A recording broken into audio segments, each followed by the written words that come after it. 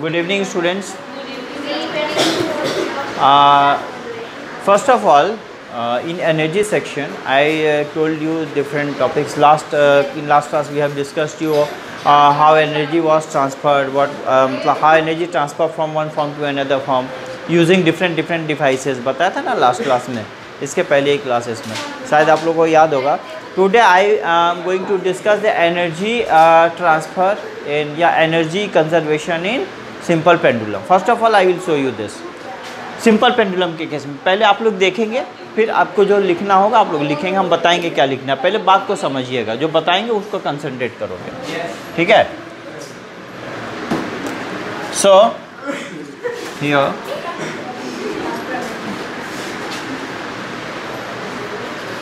First of all we know what is simple pendulum. A small mass is suspended by light and inextensible string, weightless string. मतलब एक मास जो होता है एक weightless string से लटका होता है, हेवी मास, ठीक है. और उसको जब हम एक बार पुश करते हैं तो वो एक ऐसे ऑसिलेशन में सेटअप हो जाता है, ठीक है. तो this arrangement is simple pendulum. समझ में आ रहा है? सिंपल पेंडुलम का अरेंजमेंट है. This is called the arrangement of pendulum. हाँ,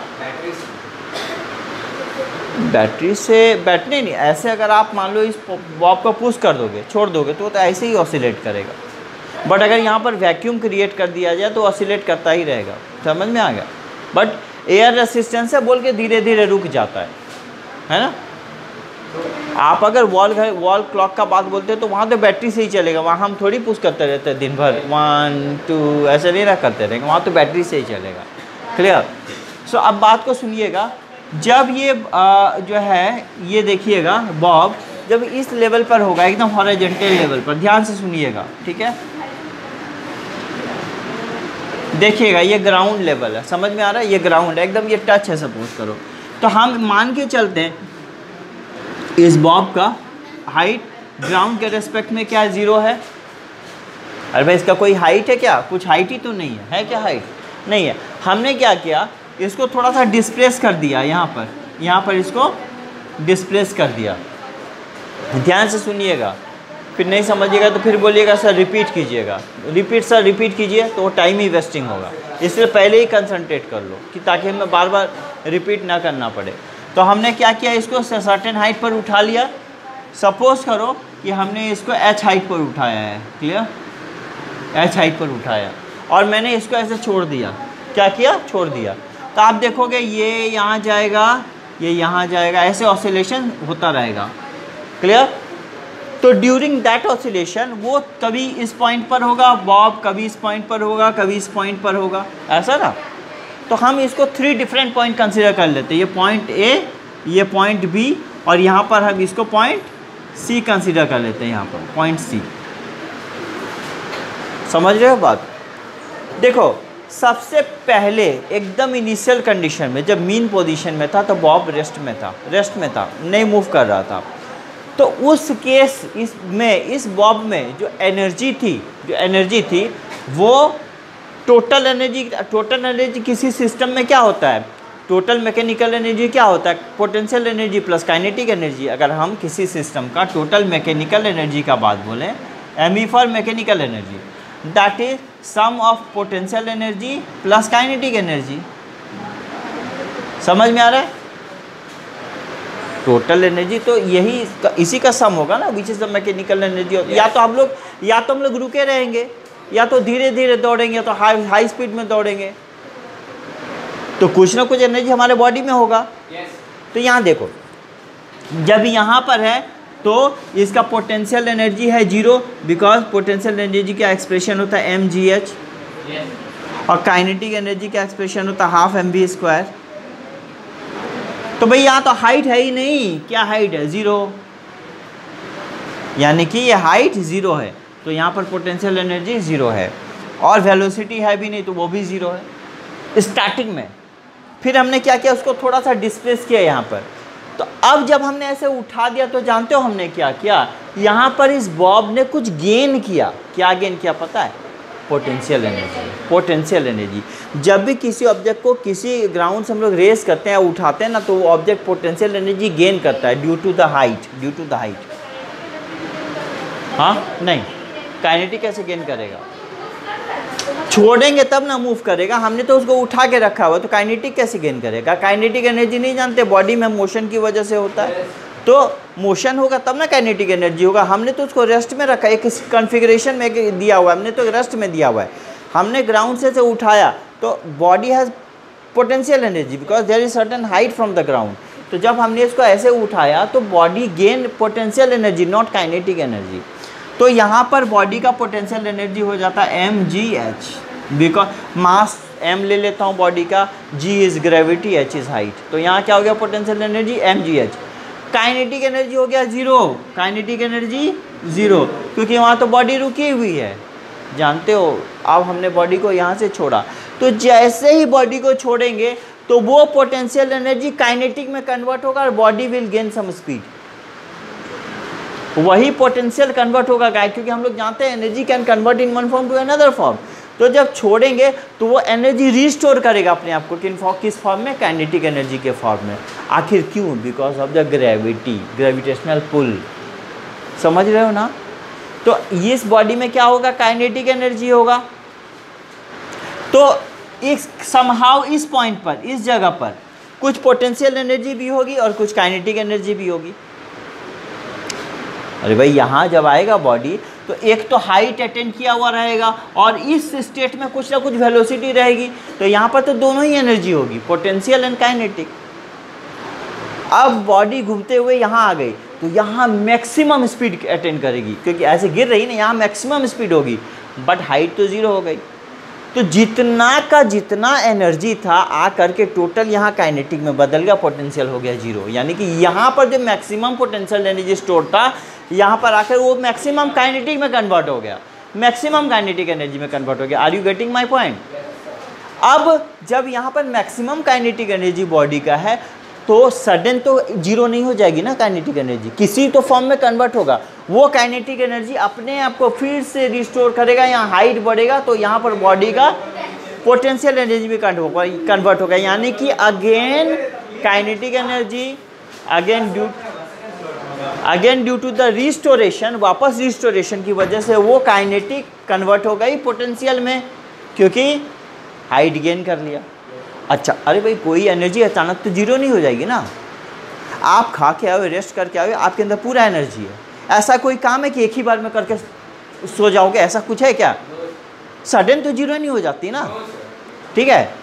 तो वही बात बता रहा हूँ कि यहाँ पर तो सडन 0 नहीं होगी, बट वो किस फॉर्म में किसी तो फॉर्म में कन्वर्ट होगी, साउंड में तो हो नहीं सकती। तो क्या होगा? ये पोटेंशियल एनर्जी के फॉर्म में कन्वर्ट हो जाएगी और यहाँ हाइट गेन कर लेगी। समझ में आ रहा है? अब यहाँ फिर से मैक्सिमम पोटेंशियल एनर्जी हो गया बॉडी का, समझ रहे हो ना। फिर क्या होगा? मैक्सिमम पोटेंशियल एनर्जी हुआ, फिर धीरे धीरे वो potential energy will convert in kinetic, और यहाँ जाके फिर से मैक्सिमम काइनेटिक, सारा पोटेंशियल 0, मैक्सिमम जितना पोटेंशियल है काइनेटिक में चला गया, यहाँ आ गया। क्लियर? अगेन वो kinetic convert potential maximum kinetic, maximum potential, maximum kinetic, maximum potential, like this. ऐसे होता रहता है। समझ में आ रहा है? इस तरह से एनर्जी कन्वर्जन होता रहता है in case of simple pendulum, या एनर्जी ट्रांसफॉर्म बोल सकते, होता रहता है in case of simple pendulum. अगर बोलेगा सिंपल पेंडुलम के केस में मैक्सिमम काइनेटिक एनर्जी कहाँ होगा, तो आपको बोलना है यहाँ। सिंपल पेंडुलम के केस में मैक्सिमम पोटेंशियल एनर्जी कहाँ होगा, तो आपको बोलना है either of the extreme position, किसी भी एक एक्सट्रीम पोजीशन में मैक्सिमम पोटेंशियल एनर्जी होगी, ठीक है। पर यहाँ जानते हो बीच बीच का होगा, कुछ पोटेंशियल काइनेटिक, कुछ काइनेटिक पोटेंशियल, बीच बीच में कुछ ना कुछ होगा। बट मैक्सिमम मिनिमम यही केस है, यही 3 केस है। Maximum potential kinetic 0, minimum kinetic, maximum kinetic potential 0, maximum potential kinetic 0, ऐसे ही हो। This is a case of simple pendulum. आप समझ रहे मैं क्या बोल रहा हूँ? समझ में आ रहा है? So this is how energy from one form to another form converts in simple pendulum, ठीक है। कोई दिक्कत? ओके, लिखा दूंगा, पहले इस टॉपिक को क्लियर कर लो। ओके, तो पेंडुलम का भी लिखा देंगे। अच्छा, अब मेरी बात को सुनेंगे आप, ठीक है? इसके बाद हम लोग आ जाते हैं, ठीक है, कुछ एनर्जी कन्वर्जन। कहाँ, कौन सा एनर्जी? सन का लाइट, सनलाइट यानी कि सोलर एनर्जी। सोलर एनर्जी का हम लोग अपने डेली लाइफ में डिफरेंट काम में यूज़ करते हैं। मेन क्या होता है, सोलर एनर्जी को हम लोगों को हीट एनर्जी में कन्वर्ट करना पड़ता है जब हम लोगों को खाना बनाना होता है। तो ये ऐसा नहीं, और सर कहाँ सर दिन भर सन के लाइट में बैठे रहते हैं क्या खाना बनने के लिए? नहीं, वो तो एलपीजी में भी बनाते हो, बट सोलर कुकर के हेल्प से आप कुक कर सकते हो। सोलर कुकर से जिस दिन अगर धूप नहीं आया तो खाना तो नहीं है। हाँ, जिस दिन धूप नहीं आया उस दिन तो खाना तो नहीं ना बनेगा। हाँ, तो क्या करोगे? धूप का इंतजार करो, आएगा तो खाना। हाँ, भूख लगा है ना, कोई बात नहीं है, but it works on the sunlight ना। इससे क्या होगा पता है? अरे भाई, ये एक्स्ट्रा एक डिवाइस है, कम से कम आपका फ्यूल तो बचा देगा अगर सनलाइट रहा तो। बोलो,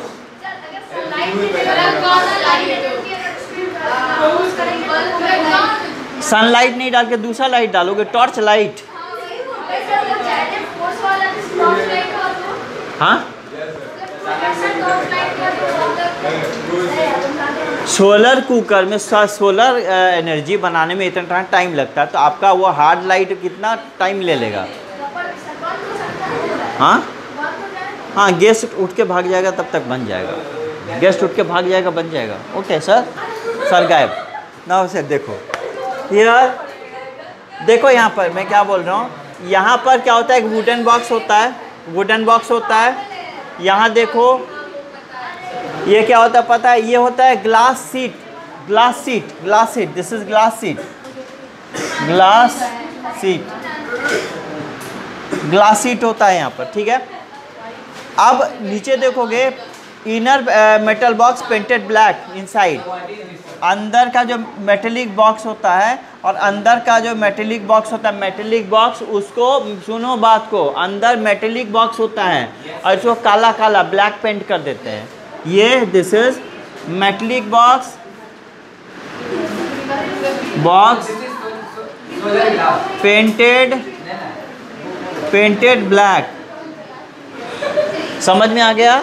इसको क्या करते हैं? ब्लैक पेंट कर देते हैं, ठीक है। और देखोगे यहाँ पर एक कौन सा? ये मेटेलिक ये होता है, प्लेट होता है, मेटेलिक सरफेस होता है जो ब्लैक पेंटेड होता है। तो इसमें करेंगे क्या ये? सब बता रहे हैं हम, अभी शुरू ही किए, हम सब बताएंगे, ठीक है। अब ये देखो क्या करना है, सब बताएंगे। ओके, अब देखो यहाँ पर एक ये होता है, मिरर होता है, ऐसे एक सब मिरर किसी एंगल पर ऐसे इंक्लाइन कर दिया जाता है, और ये होता है स्टैंड होता है, मिरर को सपोर्ट करने के लिए यहाँ स्टैंड होता है, स्टैंड लगा दिया गया है, ठीक है। ये है रिफ्लेक्टर, इसको बोलते हैं रिफ्लेक्टर, ठीक है। करना कुछ नहीं है, जो बनाना है आपको, जो गर्म करना है, जो खाना बनाना है, इंग्रेडिएंट अंदर रखो, ठीक है। अंदर रख करके क्या करोगे, ऐसे ग्लास को खोल दो, ठीक है।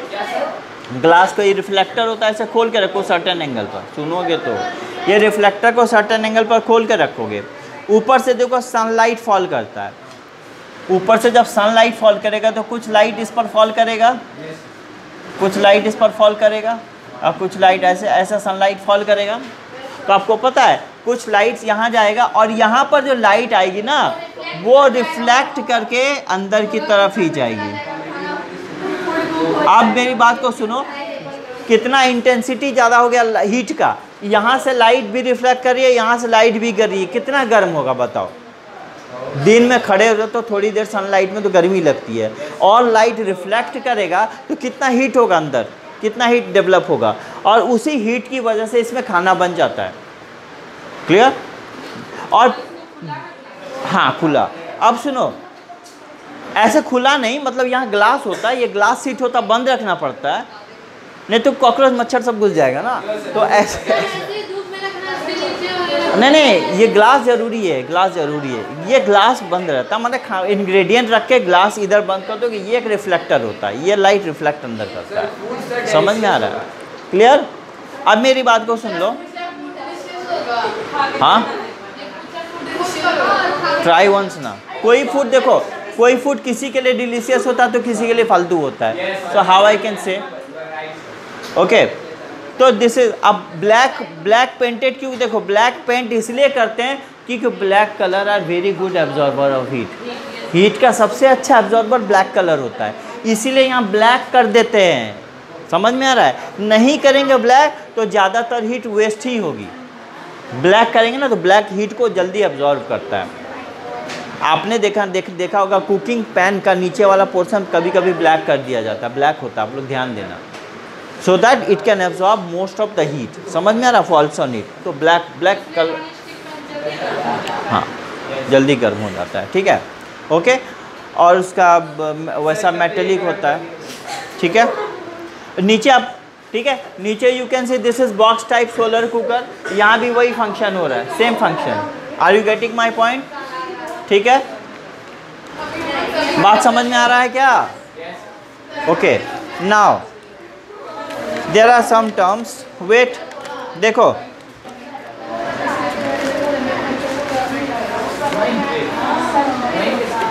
अब the next term is called power.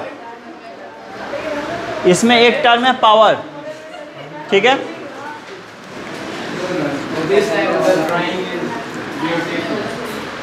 Power,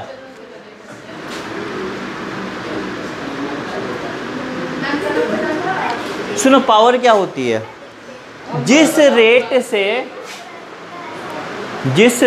से एनर्जी कंज्यूम किया जाता है। I will not repeat 1 second because you are involve in talking to each other. हम रिपीट नहीं करेंगे, फिर बाद में बता दे रहे हैं, ठीक है, या नहीं तो बैठ के बात ही कर लो। देखो पावर क्या होता है? पावर होता है जिस रेट से एनर्जी स्पेंड होती है, एनर्जी के स्पेंड होने का जो रेट होता है, मतलब rate of change of energy is called power. यानी कि हाँ परफेक्ट, क्योंकि देखो work done is a form of energy. बोले थे ना वर्क तभी होगा जब हमारे अंदर एनर्जी होगा। तो यानी कि हम वर्क करने के लिए एनर्जी को तो स्पेंड करेंगे भैया। बिना एनर्जी स्पेंड किए काम कर सकते हैं क्या? अगर खाना भी खाना होगा तो उठाना पड़ेगा, उठाने के लिए कुछ तो ताकत, कुछ तो एनर्जी स्पेंड करना होगा। तो कोई भी काम करो, इवन रेस्पिरेशन करो, स्लीप करो, चलो, कुछ भी काम करो, एनर्जी बिना स्पेंड किए कर पाओगे? नहीं कर पाओगे। तो एनर्जी कंपलसरी है ना टू परफॉर्म वर्क डन। बात को समझना। तो जिस रेट से वर्क डन होता है या जिस रेट से एनर्जी डिसिपेट होता है, समझ में? आप बात को समझो, that rate is called actually power. तो पावर एनर्जी के स्पेंड का। हाँ, आप जब सोते हो ना तो कुछ खा के सोते हो? क्या खा के सोते हो? खाना खा के सोते हो। अच्छा एक बात बताओ, खाना को डाइजेस्ट कौन करता है? खाना आपके कौन डाइजेस्ट करता है? हाँ, अच्छा, तो डाइजेस्टिव सिस्टम को काम करने के लिए, डाइजेस्टिव सिस्टम को वर्क करने के लिए एनर्जी नहीं चाहिए? आप खुद देखोगे जब आप खाना खा लोगे ना तो आपको और लेजीनेस आएगा। भी खाने के पहले आपको एक्टिवनेस रहेगा, काम कर सकते हैं, बट जहाँ आप खाना खाए आपको लेजीनेस आने लगेगा, क्योंकि आपका एनर्जी फूड को डाइजेस्ट करने में यूटिलाइज हो जाता है। तो आपको मिल रहा क्या है? कुछ नहीं। समझ में आ रहा है? कम मिल रहा है। बात को समझिए। तो आप तो एनर्जी यूज़ हुआ ना, तो ये जब आप स्लीप करते हो, सोते हो, तो वो एनर्जी यूटिलाइज करता है बॉडी उस फूड को डाइजेस्ट करने में, तो यूज हो रहा है ना एनर्जी। तो एनर्जी हर केस में, तो एनर्जी के स्पेंड के रेट को ही पावर बोला जा रहा है यहाँ पर। Rate of change of energy is called power. बात को समझिएगा मेरा बात को।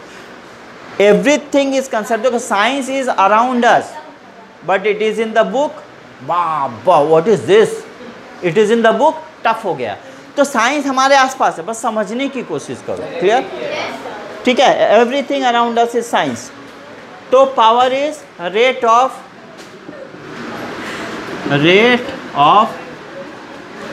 रेट ऑफ चेंज ऑफ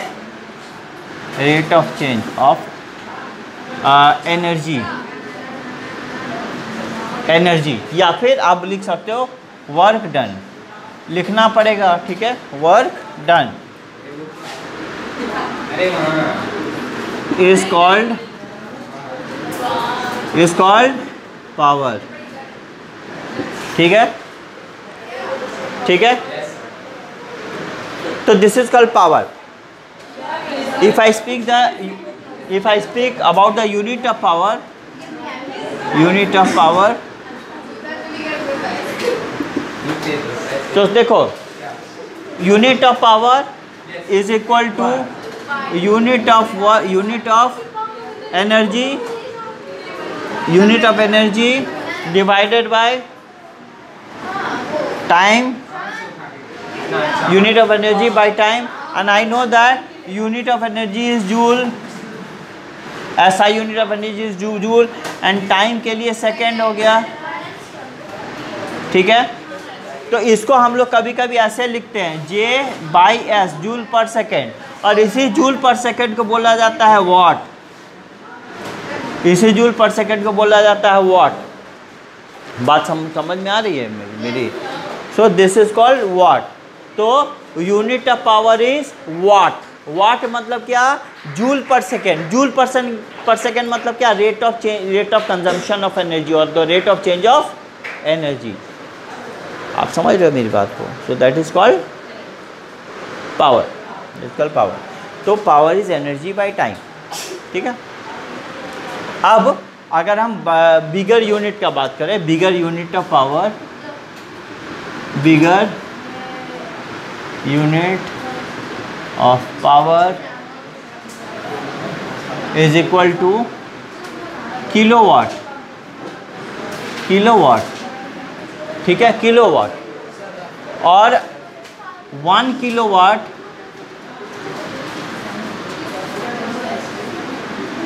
ठीक है, 1 किलोवाट। इसको हम लोग ऐसे रिप्रेजेंट करते हैं, देखो 1 स्मॉल के कैपिटल W, ये के छोटा होगा, स्मॉल के capital W equal to 1000 watt, 1000 watt. 1 kilowatt equal to 1000 watt. समझ में आ गया? क्लियर? और एक बिगर यूनिट होता है पावर का, that is called horse power.